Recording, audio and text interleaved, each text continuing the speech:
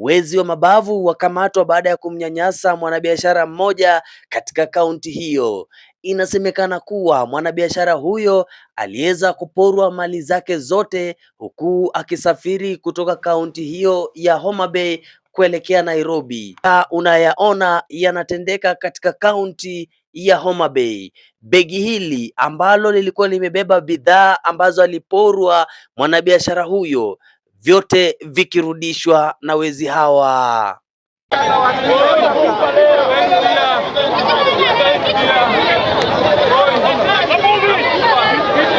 Vilio vya machungu vinasikika hewani kutoka kwa vinywa vya wezi hawa, huku wakiandamana moja kwa moja kulazimika kuelekea nyumbani kwa daktari wa kienyeji aliyewatuma nyuki hawa kwa kusudi la kuwanasa. Inasemekana kuwa nyuki hawa wanawaelekeza kule mlalamishi alipopeleka ripoti, kisha baadaye ataweza kuwashughulikia.